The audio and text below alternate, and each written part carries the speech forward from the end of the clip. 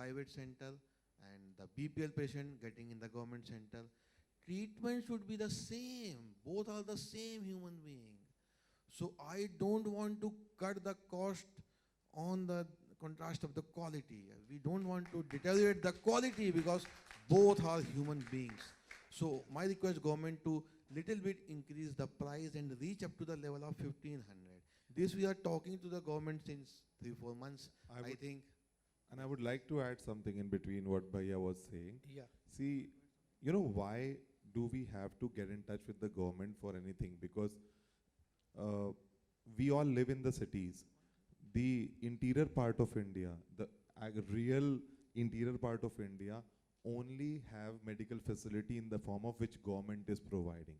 So if we have to reach to the interiors of India, getting associated with the government is very, very important because they have the medical facilities in which we could have the machines installed and that could be made available to everybody over there, because it is not practically possible to have a medical facility also and then establish a, because it is just a one segment of the healthcare industry, which is a dialysis machine, if we're talking about. And you know, point is that क्योंकि nutrition education अपनी country में उतना ज़्यादा नहीं दिया जाता है studies के टाइम पे, so it is basically a lifestyle disease.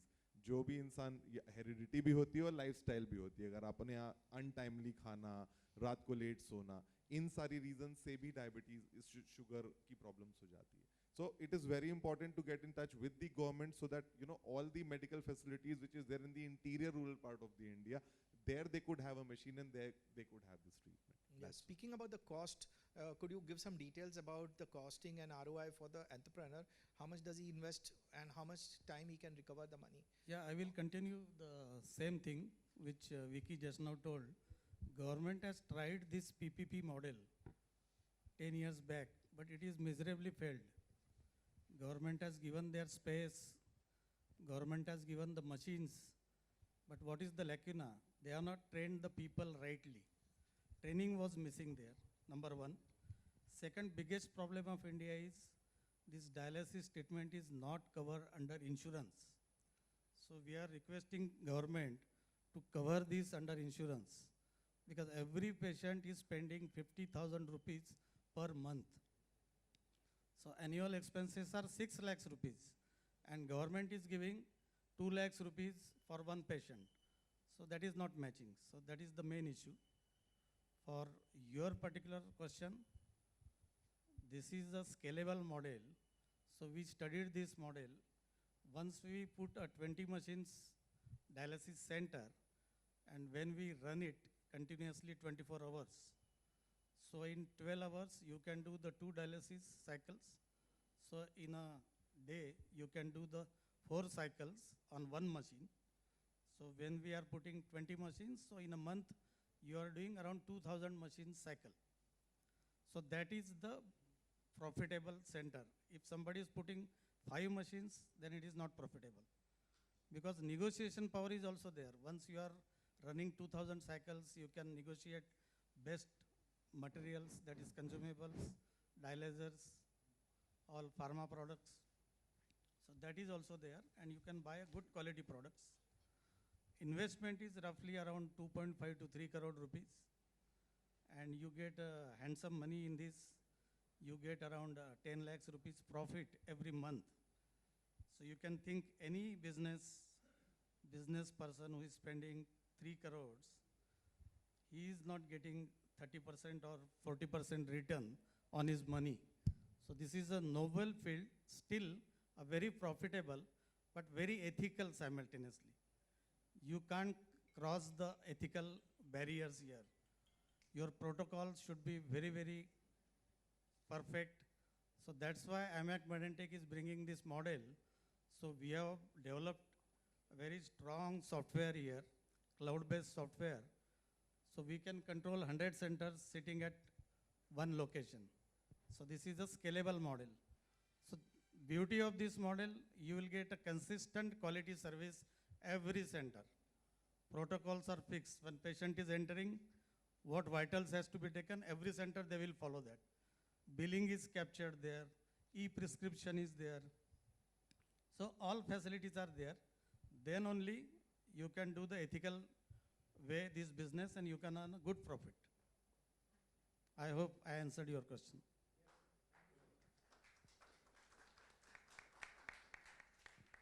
Hello doctor साहब, मेरे दो सवाल हैं आपसे सर। ये दो सवाल हैं सर मेरे। ये कि आपने प्रोजेक्ट को लेके आपने सेंट्रल हेल्थ मिनिस्ट्री को अप्रोच किया अभी तक?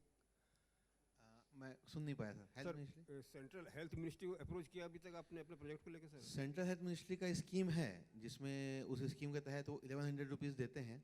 तो हमारी कंपनी ने काफ़ी कोशिश किया इसको 1100 में अपन कर सकते हैं क्या, बट जो क्वालिटी हम अचीव करना चाह रहे हैं कि जो क्रिएटिनिन लेवल नॉर्मल हो, उसका लॉन्गिविटी बढ़े। मेन चीज़ है कि पेशेंट की क्वालिटी ऑफ लाइफ सेम होना चाहिए, उसको स्ट्रेस नहीं होना चाहिए, उसको मेंटेन करते हुए उस पैसे में पॉसिबल नहीं हो रहा है। तो हम लोग उसी को थोड़ा कोशिश कर रहे हैं कि कुछ स्टेट गवर्नमेंट का कंट्रीब्यूशन हो या सेंट्रल गवर्नमेंट उसको 1100 से बढ़ा के 1400 कर दे, 1500 के आसपास कर दे, तो शायद आसान हो जाएगा चीज़ें। It's a matter of 400 rupees, I think, that's all. अच्छा, दूसरा सवाल मेरा ये है कि एक आम आदमी को एक डॉक्टर होने के नाते किडनी उसकी सही रहे तो क्या मतलब बेसिक चीज़ों का ध्यान रखना चाहिए? क्या आप थोड़ा टिप्स सा देंगे? ऑडिबल नहीं हो रहा है वो, सर आम आदमी, थोड़ा सा माइक सामने रखें। हाँ सर, आम आदमी को अपनी किडनी को सही रखने के लिए एक डॉक्टर होने के नाते आप क्या मतलब टिप्स या मतलब क्या सुझाव देंगे यहाँ पे? दो चार देखिए, बताएं। किडनी को हेल्दी रखने का सबसे उत्तम तरीका है बीपी नॉर्मल होना चाहिए और ब्लड शुगर नॉर्मल होना चाहिए। ये दोनों को नॉर्मल रखने का तरीका ये है कि आप खाने में जितना भी हम खाने में जो नमक वगैरह यूज़ करते हैं, सॉल्ट जो होता है वो बीपी का दुश्मन होता है, शुगर डायबिटीज़ की दुश्मन है। आप ज़्यादा शुगर खाएंगे, मीठा इंटेक ज़्यादा रखेंगे तो डायबिटीज़ होने के चांसेस बढ़ेंगे।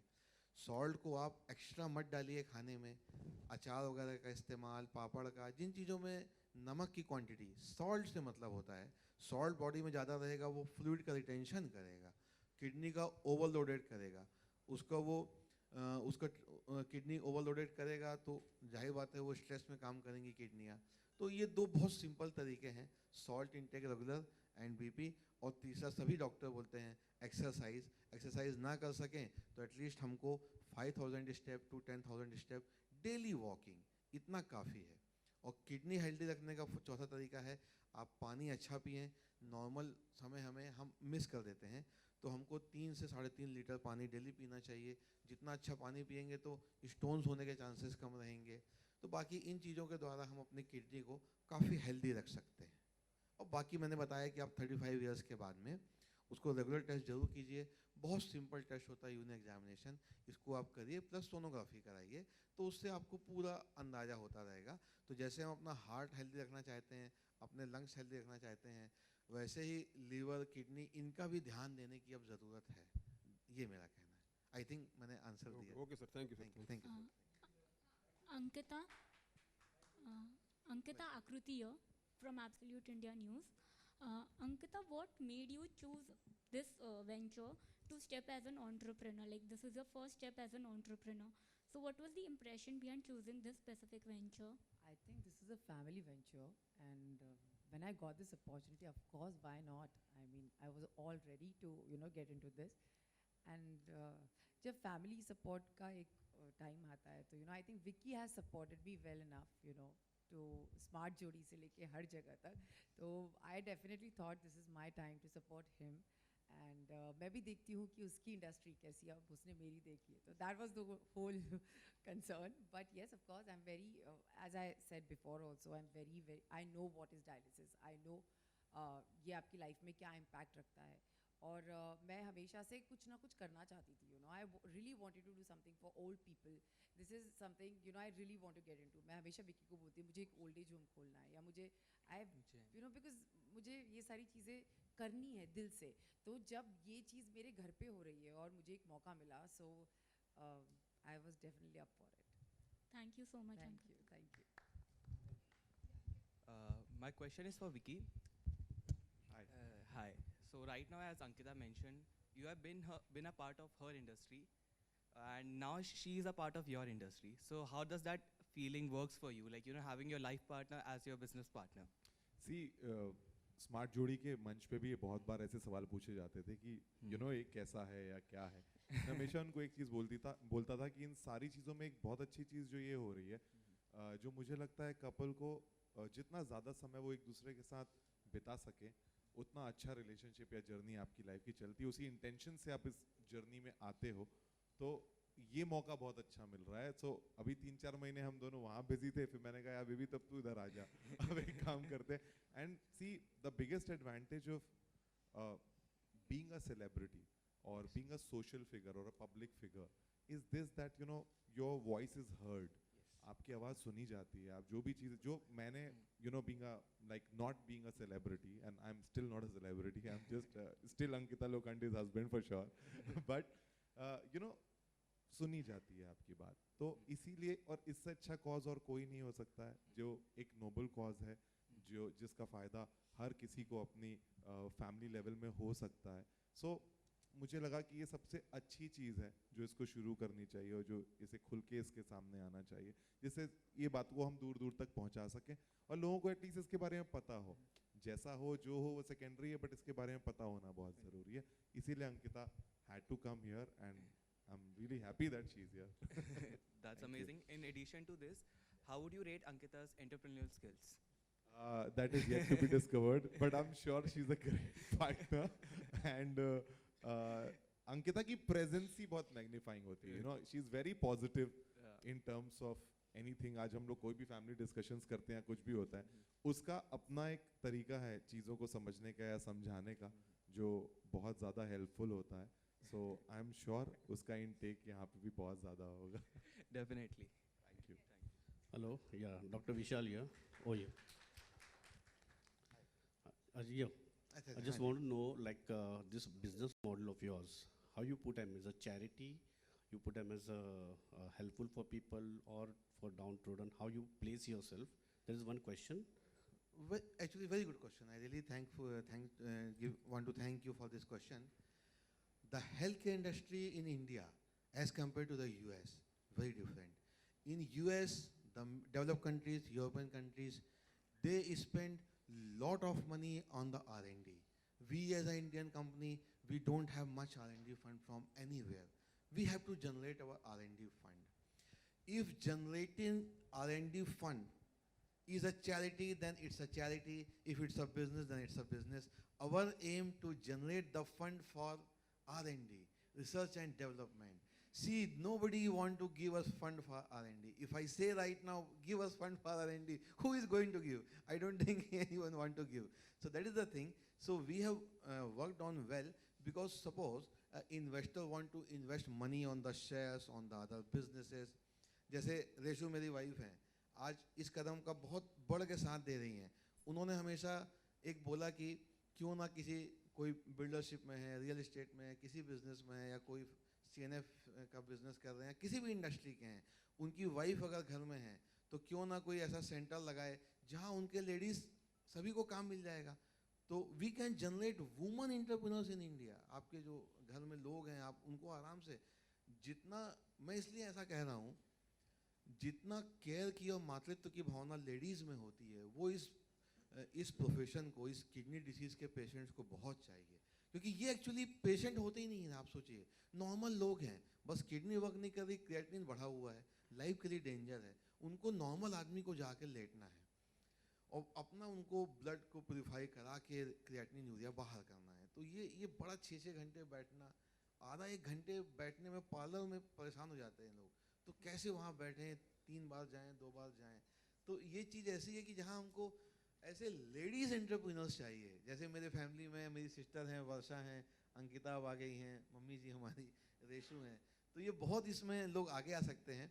तो आपके क्वेश्चन का मैं आंसर फिर कर देता हूँ. बहुत सिंपल है कि अगर R&D फंड को जनरेट करना सब बिजनेस है तो ये बिजनेस है, आप इसको चैरिटी लेंगे तो चैरिटी है. ये मेरा इस क्वेश्चन का आंसर है. तो दूसरा सवाल ये है कि अभी जो आप फ्यूचर की बात कर रहे हो, tell me about IMAC present, what and कहाँ हो रहा है और इसका लाभ जी. कहाँ अभी एज अ IMAC हमने जितने भी इसमें लिक्विड्स लगते हैं, कंज्यूमर लगते हैं, ये सारे हमने डेवलप कर लिए हैं. अभी हमें डेवलप करने के लिए और फंड की आवश्यकता है, जो हम अभी पूरा नेशनल एक Indian make dialysis machine develop करना चाह रहे हैं, जो एकदम वर्ल्ड क्लास है. इसके लिए हम जितने बेस्ट से बेस्ट साइंटिस्ट, हमारे इलेक्ट्रॉनिक्स के इंजीनियर्स, हमारी रेपुटेड कंपनी, हम सबकी मदद ले रहे हैं. AMTZ में हम काम कर रहे हैं. आंध्रा में टेक जोन है, यहाँ हमारे पास में सारे वर्ल्ड के बेस्ट 3D प्रिंटर्स हैं जो गवर्नमेंट ने हमें दिए हुए हैं। हम अपने मॉडल्स ड्राइंग्स बना के उनको ले रहे हैं, हम अपने डायलाइजर्स पेशेंट पे टेस्ट कर रहे हैं। ये हम रिसर्च फेज में हैं। मशीन, आरओ प्लांट एंड जो चेयर आप जिस पर बैठना है, आप एक मॉडल देख सकते हैं जिसमें हमने एक बनाया हुआ है कि वो चेयर पे बैठा हुआ है। बेड पे आप बैठाते हैं पेशेंट को। किडनी का मरीज हम नहीं मानते कि हर मरीज पेशेंट है, हम उसको चाहते हैं कि वो आराम से अपना ऑफिस का वर्क करते हुए डायलिसिस कराए। हम उसके तरीके सोच रहे हैं उसकी क्वालिटी ऑफ लाइफ बढ़िया करने के लिए। ये 3 चीज़ें अभी डेवलपमेंट स्टेज में हैं। बाकी हमारे प्रोडक्ट्स अभी इंडिया के हॉस्पिटल्स में जा रहे हैं, सभी प्रोडक्ट्स से खुश हैं। अब हमने ये डायलिसिस सेंटर का मॉडल प्रपोज किया है। जो लोग भी इन्वेस्टर्स आएंगे, हम उनके परिश्रम और उनके पैसे को व्यर्थ नहीं जाने देंगे, मेरा आपसे वादा है। अगर आप इसमें आगे आएंगे, बहुत फ़ायदा है सर, लोगों का बहुत फ़ायदा है, आप लोग सोचिए ज़रूर। और वही बात वुमन एंटरप्रेन्योर की, मैं चाहता हूँ रेशु जो इस बारे में कुछ बताएं कि क्या आपको इसमें अच्छा लगा। Hello everyone. सो हम ये जो सेंटर्स ओपन करने का सोच रहे हैं, ये सेंटर्स कोई भी ओपन कर सकता है, it's not an emergency thing. हमने सोचा है यहाँ पे 56 सेंटर्स का जो हमने बॉम्बे में सोचा है, इसके लिए हमने सोचा है कि सेंटर्स नॉर्मल नहीं रहेंगे। बेसिकली अभी जो कोविड 2 साल से हम ये सब देख रहे हैं, जो हमारे सेंटर्स रहेंगे इसमें हम सेपरेट यूनिट्स बनाएंगे। इट्स नॉट लाइक दैट कि जो हॉस्पिटल्स में होता है तो कई बार होता है कि हम कोविड पेशेंट्स नहीं लेते हैं, हेपेटाइटिस, इतने सारे पेशेंट्स हम नहीं ऐड करते। जो हमारा स्टैंड अलोन सेंटर होंगे, जो हमारे 56 सेंटर्स जो हम बॉम्बे में लेकर आ रहे हैं, तो ये जो स्टैंड अलोन सेंटर्स हैं उसके लिए उसमें हम सेपरेट 2 केबिन्स बनाएंगे, 1 for the Covid patient and 1 for the hepatitis patients. तो और ये सेंटर्स में हम कर रहे हैं, जो हम चेयर्स रख रहे हैं, इट्स लाइक बहुत ही टेक्नो जो चेयर्स रहेंगी, इसमें आराम से जो जैसे अंकिता ने बताया कि अभी अंकल जाते हैं, लेटते हैं, इतने इतने घंटे उनको स्ट्रेस रहता है। इफ़ अगर अंकल का इंटरेस्ट म्यूज़िक में है तो हम वहाँ पे उनको म्यूज़िक लगा के देंगे।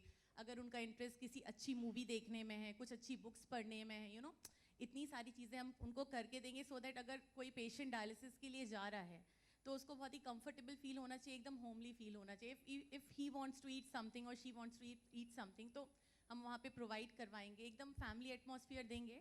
और मुझे लगता है कि अगर कोई लेडी इस चीज़ को देखेगी तो थोड़ा सा और अच्छे से देखेगी, ज़्यादा केयरिंग होती हैं, अच्छे से ध्यान रख पाएंगी।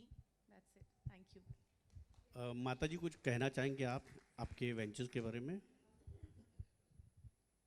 हेलो, मुझे तो बहुत ही खुशी है कि आज तक मैंने अपने घर में सब किटें आई, लेकिन डायलिसिस किट अभी तक नहीं देखी, वो हमारे बच्चे तैयार कर रहे हैं। मैं पहली बार देखूंगी, इसीलिए मुझे इस काम की बेहद खुशी है और मेरा आशीर्वाद है कि ये काम में बहुत सफलता मिले हमारे बच्चों को। Thank you. Shadma, this is the last question for the day. Hi, Shadma this side from Home Bollywood. Doctor Yashu, मेरा आपसे ये सवाल है कि हम अभी तक जो भी बात कर रहे हैं, स्टार्टिंग में ही अवेयरनेस की बात की। एज एन डॉक्टर आप लोग किस तरीके की स्ट्रैटेजीज बनाते हैं कि अवेयरनेस फैला सके और लोगों तक डायलिसिस एक्चुअली में क्या होता है वो बता सके? जो हम ये सेंटर्स ओपन कर रहे हैं, ये कोई नॉर्मल सेंटर्स नहीं है। इसके लिए हमारे बहुत सारे, हम इसका होमवर्क करते हैं बेसिकली, कि जहाँ जहाँ पे ज़्यादा पेशेंट्स हैं, जहाँ पे पास में हॉस्पिटल्स नहीं हैं, कुछ ऐसे एरियाज़ जहाँ पे बिल्कुल मतलब आसपास कोई सेंटर्स भी नहीं हैं। हॉस्पिटल्स में ऐसे होता है कि पेशेंट्स बहुत ज़्यादा होते हैं, बेड्स कम होते हैं, तो बेसिकली हम वहाँ पे सेंटर्स को लगाने का ट्राई कर रहे हैं। जो हमने ये 56 सेंटर्स सोचा है बॉम्बे में ओपन करने का, तो उस वैसे हमने जो जगह सिलेक्ट की है वो हमने अकॉर्डिंगली सिलेक्ट करी है, जहाँ पे आपको हॉस्पिटल्स बहुत दूर हैं, जो ज़्यादा पेशेंट्स हैं। हमने उसमें होमवर्क किया कि किडनी पेशेंट्स कितने हैं, कितने लोगों को प्रॉब्लम है, कौन क्रॉनिक पेशेंट है, कौन एक्यूट पेशेंट्स हैं। तो इसके अकॉर्डिंग और इट्स लाइक मतलब इट्स लाइक सोशल मीडिया पे हमारे जो साइट्स चलते हैं उसमें भी हम बताते हैं किडनी पेशेंट्स का। IMEC मेडेंटेक की साइट्स हैं, इंस्टाग्राम पे है, फेसबुक पे है, तो उसके थ्रू हम काफ़ी सारी इन्फॉर्मेशन हर दिन देते हैं। तो आई थिंक इससे सबको पता चल जाता है। Thank you. अंकिता, मैं कहूँगा कि मीडिया बहुत इंपॉर्टेंट पार्ट प्ले करेगा इस, तो आप सभी लोग हैं, इसलिए शायद हम सब यहाँ बैठे हैं। This is the very important aspect. Right Ankita आपसे भी जानना चाहूँगी कि जैसे कि विक्की ने कहा कि अभी तक आपने कहा कि विक्की ने अभी तक आपका साथ दिया है, तो बहुत सारे इनपुट्स उन्होंने अपने तरफ से एंटरटेनमेंट इंडस्ट्री में आपको दिए होंगे उनकी तरफ से। आपका क्या कुछ अभी तक के योगदान या क्या कुछ राय आपकी रही है इस इंडस्ट्री में एंटर करने के बाद? प्रेस कॉन्फ्रेंस मेरी राय है ये मेरा इनपुट रहा है। Okay, this is the best input I can give because this is my part of world and मेरे लिए यही एक समझ में आया। मैं अपनी तरफ से ही बता सकती हूँ कि कैसे प्रमोट किया जा सकता है। I have my team with me, rain drops. So I think मैं यही कर रही हूँ, मतलब this is my input for this, but I am very sure मैं अभी बहुत नई हूँ इस फील्ड में और मैं बहुत चीज़ें सीख रही हूँ। एंड आई होप कि नेक्स्ट टाइम जब हमारी प्रेस कॉन्फ्रेंस हो तो मेरे पास भी बहुत कुछ बोलने के लिए हो। जैसे अभी अंकिता ने बोला कि उसको एक ओल्ड एज होम ओपन करना है फॉर ओल्ड पीपल, तो मैं चाहती हूँ कि मेरे को भी कुछ एक एनजीओ ओपन करना है, तो हम साथ में ओपन करेंगे और हम इसको बहुत बड़ा कुछ करने वाले हैं, तो हम ये आपको नेक्स्ट कॉन्फ्रेंस में ज़रूर बताएंगे। Thank you. Thank you.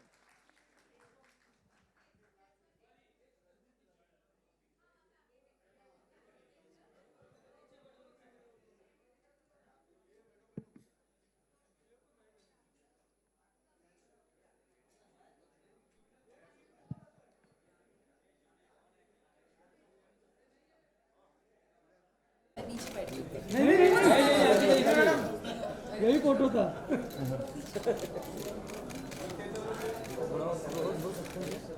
Client आपका ही है। ये तिवारी मैडम रुक जाना जरा प्लीज, जरा आपका हो गया सर सबका?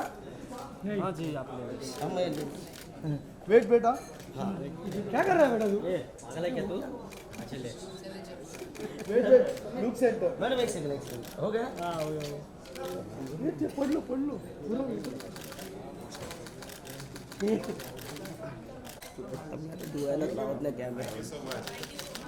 Thank you.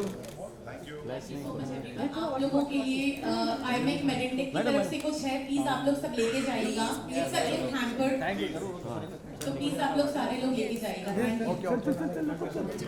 लुक सेंटर बघा, सेंटरला only for centre. Only for centre हम लोग घर जाए। हाँ हाँ मैडम थांबा इलो अंकिता मैडम इथे। मैडम विकी सर थोड़ा साइड लगा। मैं भैया मैडम जी इधर देखिए। या ये क्या है madam? Excuse me madam please please.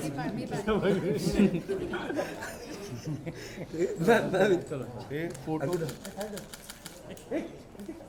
ना madam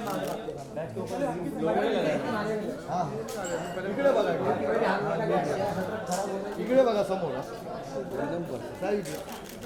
thank you sir. Thank you madam. Thank you so much. चलो ये चला।